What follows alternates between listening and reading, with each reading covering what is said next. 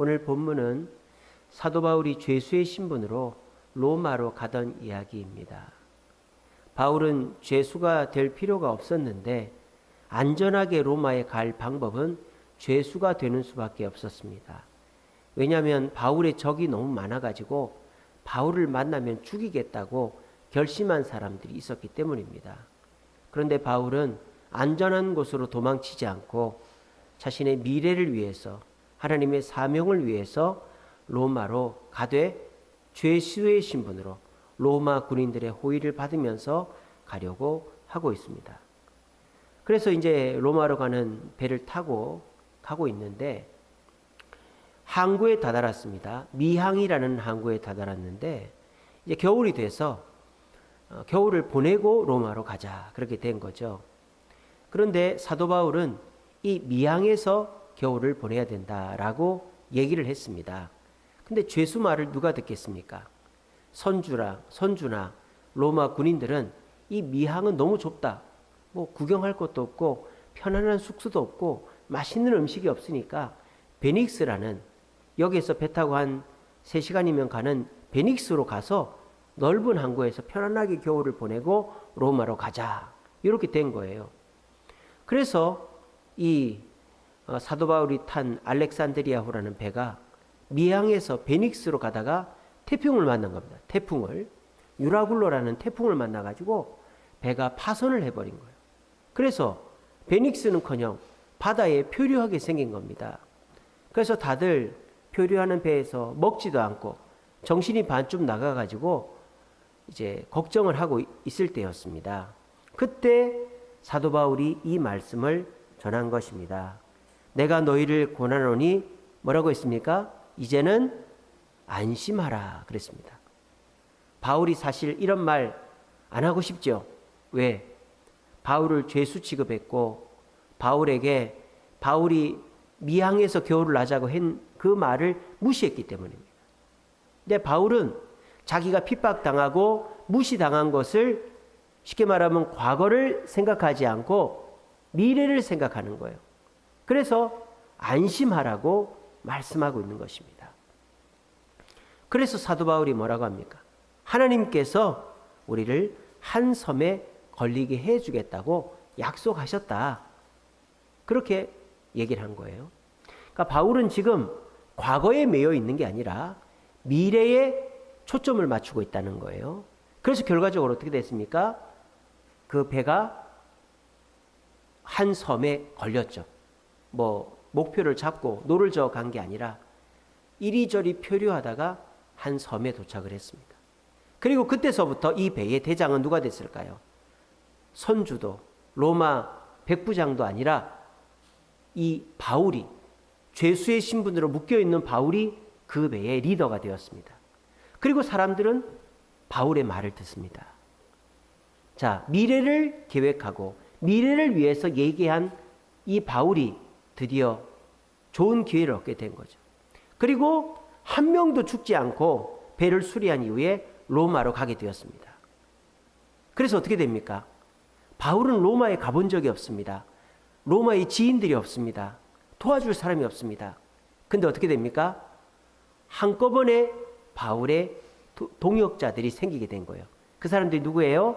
바로 이 배에 타고 있었던 그 사람들이었다는 거예요.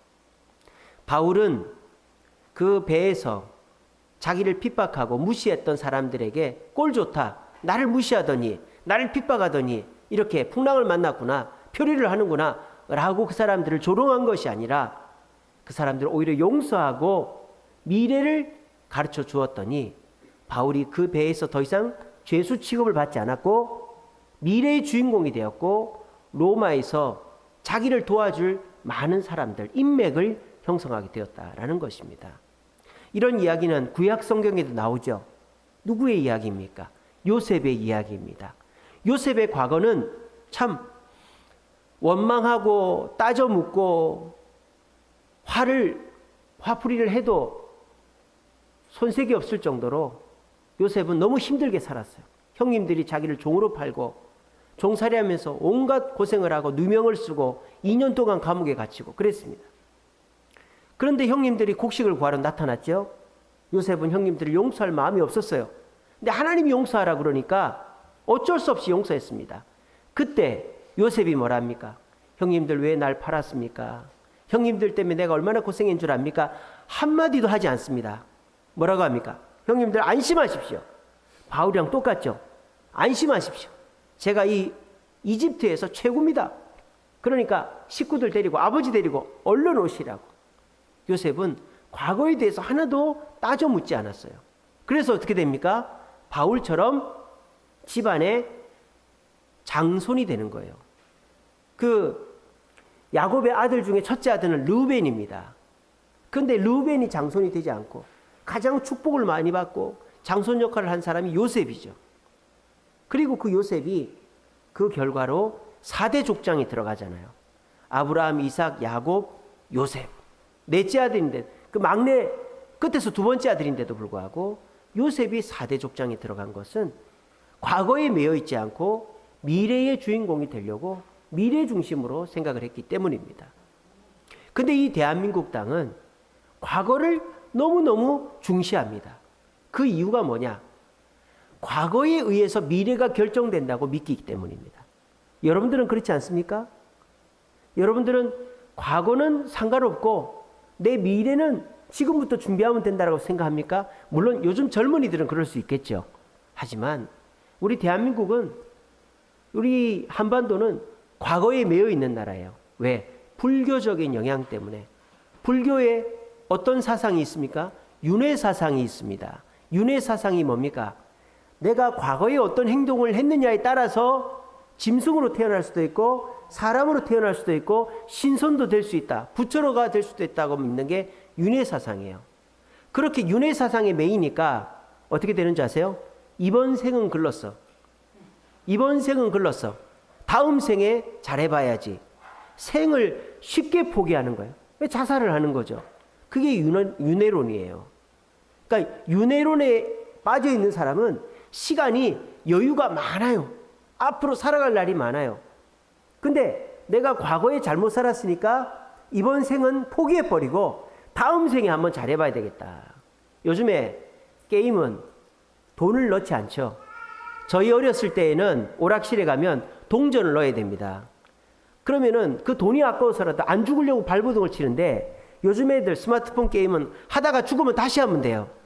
그러니까 죽는 거를 별로 그렇게 대수롭지 않게 생각합니다. 그래서 저희들은 50원, 저희 어렸을 때 50원이었고 50원짜리 놓고 하루 종일 하는 거예요. 끝판 깨고 또 하고 또 하고 또 하고 또 하고. 그러니까 죽는 거를 두려워했는데 요즘 애들은 하다가 뭐 조금 안 되면 다시 하면 되지. 일부러 죽여버려요, 자기 캐릭터를. 그만큼 지금 시간을 너무너무 하찮게 생각하는 거예요. 여러분들도 그렇습니까? 여러분들의 시간은 하찮은 시간이 아닙니다. 여러분의 현재는 얼마 남지 않았어요. 지금 이 설교를 듣고 있는 시간에도 여러분들이 살아갈 생은 줄어들고 있습니다. 그러니까 과거에 매일 시간이 없어요. 과거에 매일 시간이 없어요. 우리는 끊임없이 현재 속에서 미래를 갈망하면서 살아야 우리의 미래가 희망차신다라는 것입니다.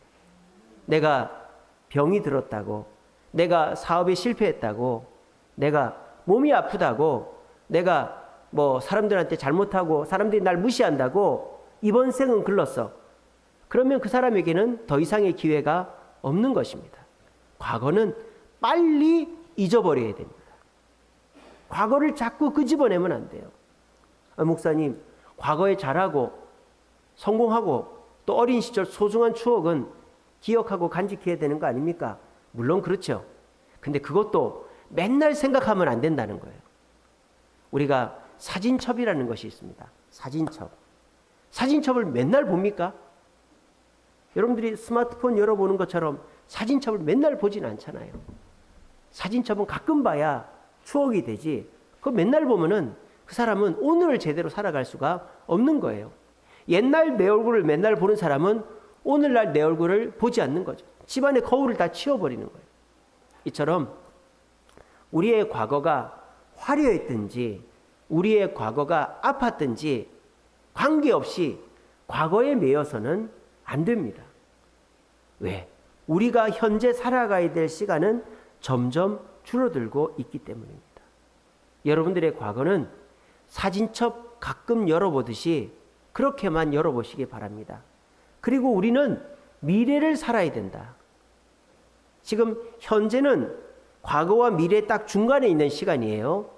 그런데 이 현재에서 여러분들이 자꾸 과거를 떠올리게 되면 여러분들의 미래는 과거에 의해서 오염돼 버리는 거예요. 그러면 여러분들의 미래는 과거보다 더 좋아질 수도 없는 거죠. 그럼 어떻게 됩니까? 오늘에서 과거는 가끔 들춰보고 미래를 자꾸 생각을 해야 됩니다. 미래를 자꾸 생각해야 돼요. 그럼 어떻게 될까요? 우리의 미래가 과거보다 나아지면 나아졌지 절대 나빠지지를 않는 것입니다. 2023년도 상반기는 지나갔습니다. 이제 오늘부터 7월 2일, 7월에 하반기의 첫 주가 시작이 되었습니다. 어떻게 해야 되겠습니까? 지난 6월 달까지 있었던 아픔이나 상처나 그런 문제들 생각하지 마세요. 그리고 옛날에 잘 됐던 거 가끔 생각해 보세요. 그런 것들에 매이지 마시고 내일 뭘 하고 어떻게 해야 될 것인가, 미래를 자꾸 떠올리시기 바랍니다. 그리고 과거에 나에게 상처 줬던 사람, 그 사람도 오늘과 미래의 나와 함께할 사람이에요. 그런데 그 사람을 볼 때마다 과거에 나한테 상처가 줬던 얘기를 하면 그 사람하고 나하고는 이제 관계가 끊어지는 것입니다. 그런 식으로 할 때 우리는 함께할 사람이 점점 줄어들게 되는 것입니다. 오늘 이 말씀을 듣고 있는 우리 젊은이들, 우리 어른들 기억하십시오. 우리가 이 땅에서 살아갈 시간은 점점 줄어들고 있습니다. 사랑하기도, 열심히 살기도, 노력하기도 부족한 시간이 우리의 남은 시간입니다. 그런데 이번 생은 글렀어 하면서 대충대충 살고 다음 생을 한번 살아보겠다. 다음 생은 없어요. 여러분들 죽었다 눈 떴을 때 예수 믿으면 천국이요, 예수 믿지 않으면 지옥에 가는 거예요. 천국에 가는 것도 이 땅에서 미래를 바라보며 열심히 살면 면류관 없고 부럽지 않게 살지만, 여러분들이 이 땅에서 미래를 준비하지 않고 그저 과거만 추억하면서 살면은 죽을 때까지, 아니 영원토록 여러분들 후회하는 인생을 천국에서 살 수밖에 없게 되는 것입니다. 이 시간 기억하십시오. 우리의 과거는 이미 지나간 것입니다. 우리는 이제 미래를 계획해야 됩니다. 그런데 과거가 자꾸 여러분들의 발목을 잡거들랑 과거의 상처가, 아픔이, 또 과거에 잘한 것들이, 자랑거리가 여러분들의 발목을 잡거들랑 나의 미래는 이제 시간이 얼마 없어, 나는 미래를 꿈꾸고 미래를 바라봐야 돼. 이 사실 가운데서 미래를 계획하시고 미래를 위해서 살아가는 우리 젊은이들, 우리 어르신들 되시기를 간절히 바랍니다. 저는 미래를 가장 잘 준비하고 미래를 가장 잘 만들어갈 수 있는 방법은 예수님과 동행하는 거라고 저는 생각합니다. 왜냐? 우리 예수님은 미래만을 바라보시는 분이기 때문입니다. 먼저 우리 예수님 우리에게 뭐라고 말씀하시죠? 용서하라고 말씀하시죠. 원수를 사랑하라. 오른뺨을 때리며 왼뺨도 돌려대라. 예수님은 용서를 얘기하십니다. 용서는 과거를 잊어버리는 최고의 수단입니다. 누군가를 미워하는 마음이 있죠. 그냥은 없어지지 않습니다. 용서해야 없어집니다. 과거와 화해하지 않는 자, 과거를 용서하지 않는 자, 절대 미래로 나아갈 수가 없습니다. 나는 잊어버렸다고 생각하지만 용서하지 않으면 계속 떠오르는 거예요. 문득문득 떠올라서 내 기쁨의 그 순간을, 내 열심히 노력할 그 열정의 순간을 다시 끄집어내리는, 다시 냉각시키는 것이 과거의 상처와 아픔들입니다. 그것을 끊어버리는 최고가 바로 용서다라는 것입니다. 우리 예수님이 우리에게 용서를 가르치신 것은 우리에게 미래를 보고 살으라고 하시는 말씀이다라는 것입니다. 예수님은 절대 쌓아두지 말라고 그랬습니다. 예수님은 미워하지 말라고 말씀하셨습니다. 그런데 여러분 지금 쌓아두고 계시지 않습니까? 어떻게 하는지 보자 그러고 계시지 않습니까? 미워하고 계시지 않습니까?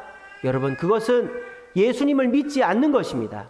예수님은 절대로 미워하지 말고 절대로 쌓아두지 말고 그 사람과 미래를 계획하라고 그랬습니다. 지금 베트남이 한창 떠오르고 있습니다. 베트남이 지금 떠오르게 된 이유는 딱 두 개예요. 두 나라 때문이에요. 어떤 나라입니까? 미국하고 한국 때문입니다. 그런데 이 미국하고 한국이 베트남에 무슨 짓을 했습니까? 베트남에서 전쟁했잖아요. 근데 베트남 사람들은 과거를 잊어버렸는지 어쩐지 잘 모르겠지만 과거에 매여 있지 않습니다. 그러니까 지금 그 캄보디아, 라오스, 미얀마 태국 나라들 중에서 최고의 선진국이 베트남이 되고 있는 거예요. 원래 그 땅에서 최고의 선진국은 태국이었죠. 태국. 근데 태국은 산업이 없어요. 제조업이 없다 이 말이에요. 그래서 태국은 지금 뭐 합니까? 마약을 팔고 있습니다. 대마초를 합법화 시켜놨죠. 왜? 관광객이 안 오니까 대마초 피고 싶은 사람 태국으로 오라는 거예요. 이제 태국은 망하는 일만 남았어요. 마약을 풀어주는 그 순간. 대마초는 마약의 입문서입니다. 마약을 시작하는 사람이 대마초부터 시작하거든요. 태국은 이제는 더 이상 성장하지 못합니다. 근데 베트남은 어떻습니까? 산업이 있잖아요. 중국에서 적응 못하는 그 기업들이 다 베트남으로 가고 있지 않습니까? 그래서 베트남은 과거에 매이지 않고 미래를 바라보기 때문에 지금 나라가 확 떠오르고 있는 것입니다. 여러분들도 마찬가지입니다. 우리 주변에 있는 사람들은 다 거기서 거기에요. 여러분들의 주변에 사람이 많을 것 같죠? 여러분, 사람은 줄어들게 돼 있습니다. 인맥은 줄어들게 돼 있습니다. 여러분들의 부모, 형제, 친척도 돌아가셔요. 여러분의 친구들도 새로운 친구를 더 사귈 수 있을 것 같아요? 쉽지 않습니다. 여러분들 주변에 있는 사람은 점점 나와의 관계가 끊어지게 돼 있어요. 근데 이 사람은 이래서 싫고 저 사람은 저래서 싫고 이 사람은 이래서 문제고 그러면요 결국 나를 외톨이로 만들고 나와 미래를 함께 할 수 있는 사람이 없어지는 거예요. 여러분 혼자서 미래를 설계할 수 있을 것 같습니까? 혼자서 미래를 감당할 수 있을 것 같아요? 절대 할 수가 없습니다. 아내가 있어야 되고 남편이 있어야 되고 자녀가 있어야 되고 부모 형제가 있어야 되고 우리 교회 성도들이 있어야 되고 내 주변의 사람들과 함께 해야만 내 미래가 밝아지는 겁니다. 근데 내 스스로 내 주변 사람들을 끌어안기가 쉽지가 않죠. 이럴 때 우리에게 필요한 것이 예수님의 말씀이다라는 거예요. 나는 하기 싫지만 예수님이 명령하시니 내 남편을, 내 아내를, 내 자녀를, 내 주변 사람을 용서해야 되겠다. 먼저 용서해 주시기 바랍니다. 그러면 나중에 가서 그 사람이 나한테 와서 잘못했다고 할 날이 반드시 옵니다. 남편 용서하시기 바랍니다. 용서해도 고마워하지도 않죠. 더 나쁜 짓 하고 돌아다닐 수 있어요. 하지만 시간이 지나면 그 사람도 사과하고 돌아오게 됩니다. 여러분들을 사기치고 괴롭히고 했던 사람, 그런 사람이라고 할지라도 끊어내지 마시기 바랍니다. 제일 나쁜 거는 안 보는 거예요. 나하고 감정이 있고 나를 힘들게 한 사람이라도 그 사람을 옆에 두시기 바랍니다. 제일 안 좋은 상황은 사람을 끊어내는 것입니다. 그러면 서로가 화해하고 용서하고 잘 될 기회조차 날려버리는 거잖아요. 우리 예수님 우리에게 용서하라고 하신 것은 그 사람에게 잘해주라는 게 아니라 내 미래가 밝아지게 하기 위해서 예수님은 용서해 주라고 말씀하신 것입니다. 우리가 2023년 하반기를 시작합니다. 이 하반기에 여러분의 미래가 밝아지려면 예수님이 저를 통해 말씀하십니다. 용서하라고요. 상반기 동안 여러분을 괴롭히고 아니 지금까지 살면서 여러분을 힘들게 했던 사람 있습니까? 용서하십시오. 용서하십시오. 그리고 그 사람을 안으십시오. 여러분의 부모가 됐던 남편 아내가 됐던 친구가 됐던 직장 동료가 됐던 성도가 됐건 제일 안 좋은 상황은 안 보는 겁니다. 안 보면 그만이지. 여러분 그러면요 결국 나 혼자 죽는 거예요.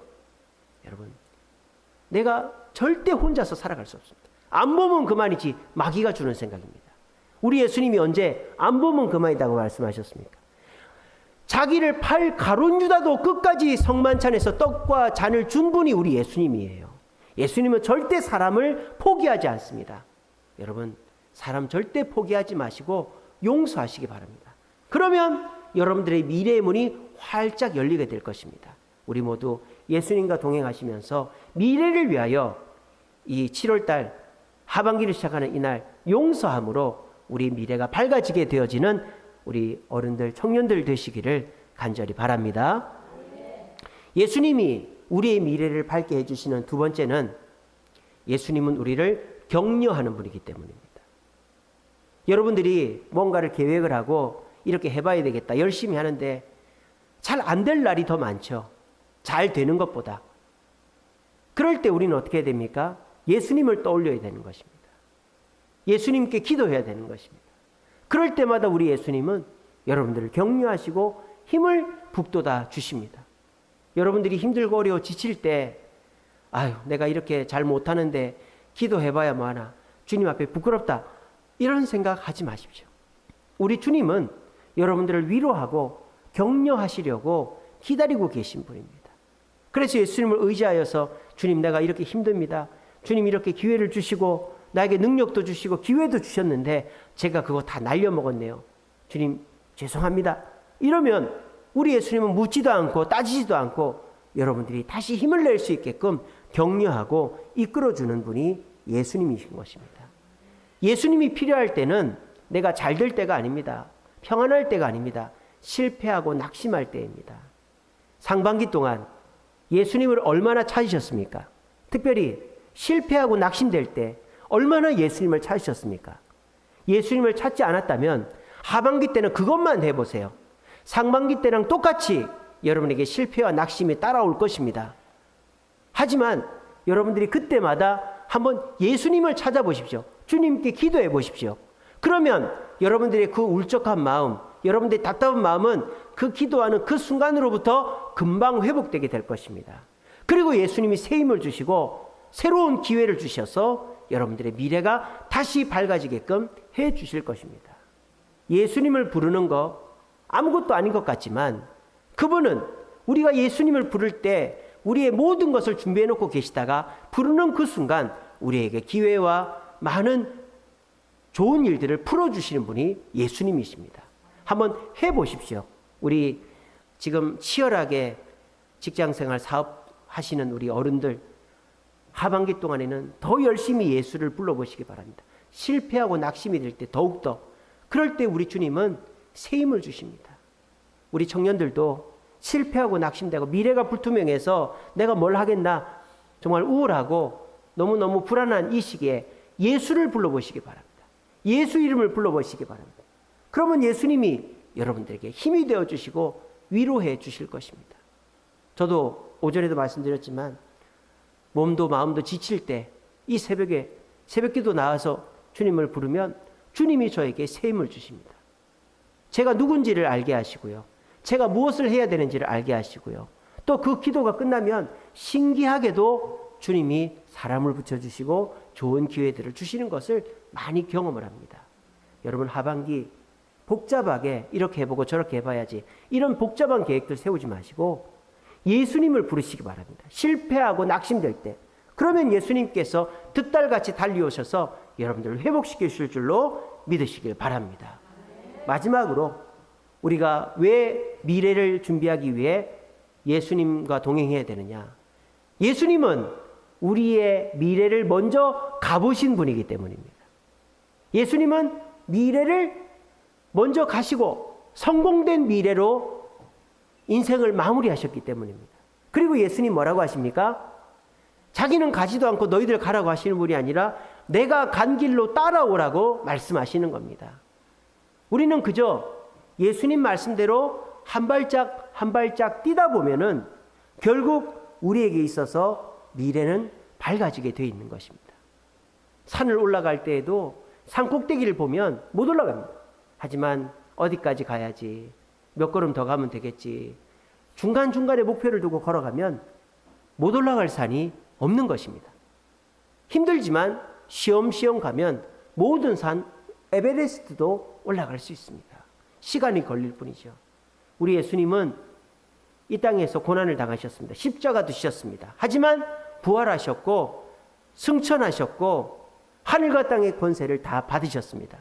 여러분들도 지금 고난 속에 있는 줄로 압니다. 하는 일들이 다 잘 안 되는 줄로 압니다.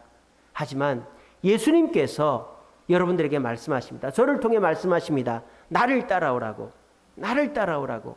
그러면 너희의 미래는 절대 어둡지 않을 거라고 말씀하고 계십니다. 예수님은 미래 중심적인 분입니다. 우리를 미래를 이끌고 가는 분이지 과거로 회귀하게 하는 분이 결코 아닙니다. 그러므로 여러분들이 예수님을 따라가면 여러분의 미래는 밝아질 것입니다. 우리나라 축구를 업그레이드 시킨 사람이 히딩크 감독이죠. 이 히딩크 감독도 예수님처럼 우리나라 축구의 구세주였습니다. 우리나라 축구가 인맥으로 국가대표 감독이 되면은 자기한테 이렇게 도움을 준 사람들의 자녀들, 그 학교 선수들 끌어들이느라고 국가대표 팀이 엉망이 되는 거예요. 더 훌륭한 선수가 있는데 자기 가까운 사람의 선수들을 출전을 시키는 거예요. 우리나라 사람이 국가대표 감독이 되면. 그런데 히딩크는 어떻게 합니까? 인맥이 없어요. 인맥이 없어요. 그러니까 어떻게 합니까? 실력에 따라서 다 뽑는 거죠. 실력에 따라 다 뽑습니다. 그리고 우리나라 히딩크 감독이 처음에 평가전을 하면 5대0으로 지고 그랬어요. 그때에도 선수들한테 야단치지 않고 잘하고 있다고, 내 계획대로 되고 있다고 격려해 주었습니다. 그리고 히딩크 감독은 이미 바르셀로나, FC 바르셀로나 감독도 했고 다른 나라 감독도 하면서 훌륭한 감독이었어요. 그러면서 뭐라고, 나만 따라오면 된다. 나만 따라오면 된다. 그렇게 얘기한 거예요. 그 결과 어떻게 됩니까? 우리나라가 월드컵 4강에 갔고 지금도 독일 이기는 거 어렵지 않게, 러시아 월드컵 때 우리나라가 독일을 2대0으로 이겼잖아요. 그리고 오늘 이제 일본하고 한국하고 17세 월드컵, 아시아 월드컵 결승을 하지 않습니까? 그렇게 다른 나라를 쉽게 이기는 것이 어렵지 않게 된 것이 히딩크 감독이 우리나라의 축구의 미래를 밝게 해준 것입니다. 마찬가지입니다. 우리 예수님도 여러분들을 미래로 이끌고 가는 분이지 과거에 사로잡히게 하는 분이 아닙니다. 예수님을 따라가면 여러분들의 미래는 점점 더 밝아지게 될 것입니다. 여러분, 우리에겐 시간이 얼마 없습니다. 자꾸 과거를 생각하면서 내가 옛날에 이랬는데 좋았던 것을 추억할 시간도 없고요. 과거의 아픔 때문에 미래를 놓칠 시간도 우리에게는 없습니다. 우리는 미래를 위해서 살아가야만 천국에서의 삶이 더욱더 편안하고 행복해지게 됩니다. 미래의 주인공은 어린이가 아닙니다. 미래의 주인공은 청년이 아닙니다. 미래의 주인공은 우리 모두입니다. 우리 모두가 내게 남아있는 인생을 어떻게 살아가느냐에 따라서 우리의 미래는 하나님의 축복으로 큰 상급이 기다리고 있을 수도 있습니다. 상반기 아프고 어렵고 힘들고 아쉽고 하는 거 많이 있으시죠? 그냥 넘어가세요. 이미 지나갔잖아요. 이제 오늘부터 하반기가 시작됩니다. 오늘부터 미래를 계획해 보시기 바랍니다. 내가 앞으로 어떻게 해야 될까? 어떻게 하면 좀 더 나아질 수 있을까? 미래를 계획하시기 바랍니다. 그래서 그 미래의 계획의 중심에 예수님을 놓으시기 바랍니다. 그러면 그 예수님은 어떻게 하실까요? 여러분들을 용서하라고 말씀하십니다. 나와 악연이 있고 나를 힘들게 한 사람도 끊어버리면 안 돼요. 그 사람이 언제 나한테 좋은 일이 있을 줄 몰라요. 여러분, 이렇게 생각하시면 됩니다. 저 사람이 나를 엄청 힘들게 했다. 그것이 이제 끝이라고 생각하시면 돼요. 이제부터 저 사람하고 나하고는 좋은 일만 남았다. 그렇게 생각하시면 돼요. 저 사람이 나를 힘들게 했으니까 이제 끊어버려야지. 이게 아니라 저 사람이 나를 힘들게 했는데 이것이 저 사람이 나를 힘들게 하는 마지막이야. 그렇게 생각하세요. 물론 마지막이 아닐 수도 있겠지만 그렇게 생각하세요. 그리고 저 사람이 이제 앞으로 나한테 잘해줄 거야. 이렇게 생각하면서 절대 사람을 끊어내지 마시기 바랍니다. 그리고 힘들고 어려울 때마다 예수 이름을 부르십시오. 그러면 주님이 여러분들 격려해 주실 것입니다. 그리고 여러분들 예수님 가신 길로 가십시오. 예수님이 가신 대로, 예수님의 뜻대로 한 걸음 한 걸음 가다 보면 우리의 미래는 밝아지게 되어 있을 것입니다. 교회는 미래를 얘기하는 곳입니다. 설교가 뭡니까? 예언입니다. 설교는 예언입니다. 주 예수를 믿으라. 오늘 믿었어요. 그리하면 너와 내 집이 구원을 얻으리라. 미대죠. 사랑하라. 사랑하면 내 제자가 되리라. 사랑하면 현재, 내 제자가 되리라. 미래죠. 용서하라. 그러면 내가 용서할게. 오늘 네가 누군가를 용서하면 내가 미래에도 너의 죄를 다 용서해 줄게. 교회는 다 예언입니다.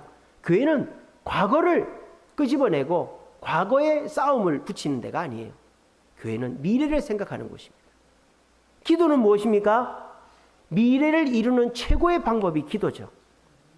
기도할 때 신사한탄만 하는 사람은 없죠. 하나님께 내 미래를 맡기는 것이 기도인 것입니다. 교회는 여러분의 미래를 같이 얘기하고 같이 꿈꾸고 같이 책임지는 것입니다. 근데 사탄 마귀는 교회를 못 가게 합니다. 교회를 멀리하게 만듭니다. 왜? 여러분들 자꾸 과거에 주저앉히려고 하는 것이기 때문이죠. 왜? 교회 가면 자꾸 잘 된다, 잘 될 거다, 우리 이렇게 해보자, 막 미래 얘기를 한단 말이에요, 교회는. 근데 마귀는 여러분들이 과거에 머물기를 원해요. 과거의 추억에 머물기를 원하고 과거에 앉아있기를 원해요. 그러니까 교회 가서 미래 얘기 듣지 말라는 거예요. 그래서 때로는 여러분들 잘 되게 해가지고 교회 갈 시간 없게 만들고, 여러분들 마음 복잡하게 해가지고 교회 못 가게 만들고, 자꾸 끄집어내려서 TV 틀어보십시오. 개그맨도 영화배우도 다 옛날 사람이에요. 요즘에 언제적 유재석이고 언제적 이정재입니까? 노래도 80년대 90년대 노래 다 부르고 앉아 있습니다. 신곡이 없어요, 요즘은. 왜? 우리나라가 지금 너무 힘드니까 다 과거에 매여 있는 거예요. 아이들도 그렇고 어른들도 그렇고.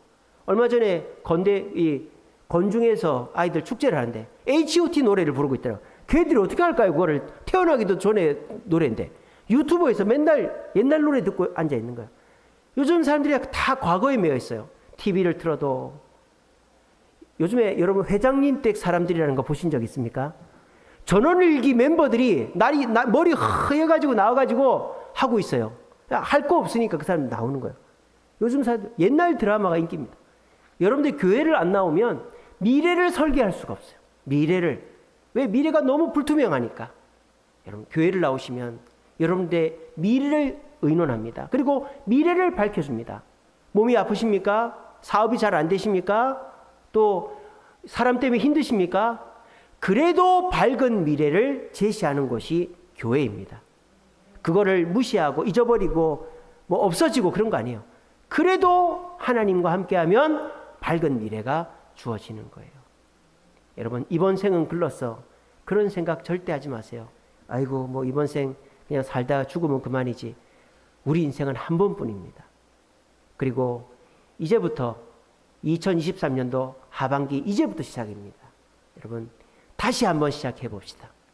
그러면 이 하반기로 인하여서 상반기에 실패하고 아팠던 것들이 다 회복이 될 것입니다. 우리 모두 미래의 주인공은 예수님과 동행하는 자인 줄로 믿으시고, 주님이 용서하라면 용서하시고, 주님께서 괜찮다고 하면 괜찮은 줄로 아시고, 주님께서 따라오라면 따라가셔서 2023년도 하반기에는 주님과 함께 더 밝은 미래를 만들어 가시는 우리 어른들, 청년들 되시기를 간절히 바랍니다.